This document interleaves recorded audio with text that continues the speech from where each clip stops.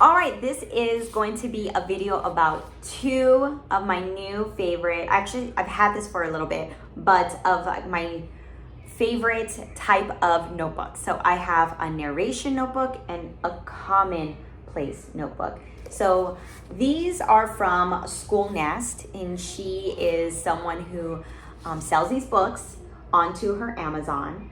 And I love that these notebooks, first of all, they're really big. So they're really chunky, so they look really nice on if you have your own little private library. You know, all my journals, all of my books. I am a mama who homeschools, and I am really trying to practice my mother culture. Basically, if you follow Charlotte Mason, she encourages mothers to be prepared, like self-educate. You get into your studies. A homeschool parent is going to kind of go along the ride with their student. They themselves will be learning, not just the student. So along that, you should be journaling. And so I got this to help me for my journaling.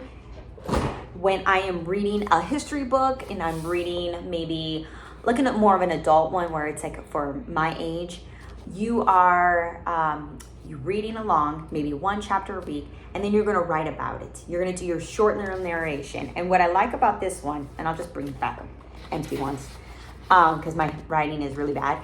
You have a section where you can sketch out, you can put your notes on the side and your narration.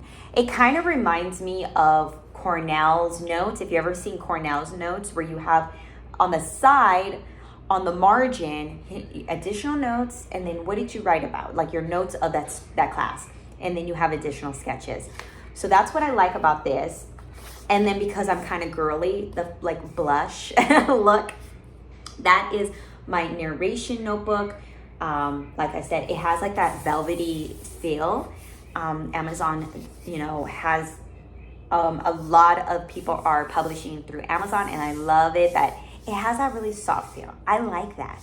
So that's my soft feel narration book for my mama books, or books that I'm reading. If I'm reading about criticism, I'm trying to get into more literary criticism, and sometimes it can go over my head, so I need to write things down. What did I just read?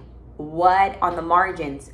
What do I need to, what vocabulary words do I want to look up? What do I want to start using, in my vocabulary or my language? I don't know. So that one is great. So that's why I like the narration notebook that kind of acts like this is your like self-education.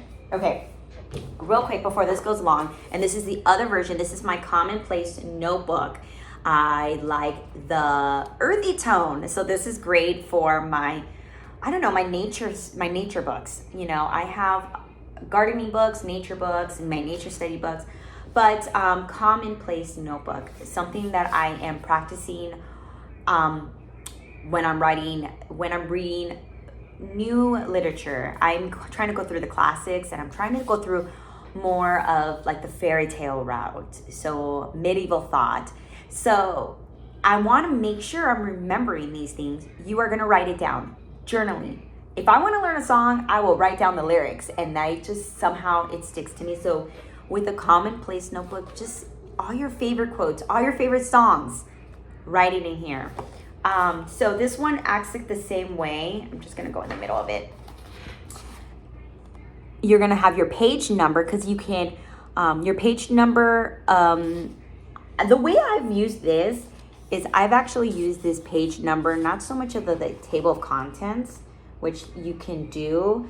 I think I've used this for my page number of, if I got it from a book, what's the page number from that book? Because you want to reference it. Kind of like you're thinking you're having your own bibliography of it. And your notes, this is going to be where you're writing down the quote that you want to remember. You're writing down the song lyric. Where did you get that? So 2 different journals, but the practice is the same. You're writing down so you have memories. So if you're a homeschool mama, or you're just a regular bookish person and you want to keep that in mind, you want to practice these things, anyone who is reading, if you're a reader, get one of the commonplace books. And in the narration, if you're reading nonfiction, I think narration is great for nonfiction and for fiction. So you're narrating, like, what did I just read in Don Quixote? Because there's a lot going on. So yeah, that's my full review for these two books. I know it's a long video, but definitely a must-have for anyone who reads books regularly or who wants self-education. So yeah, bye.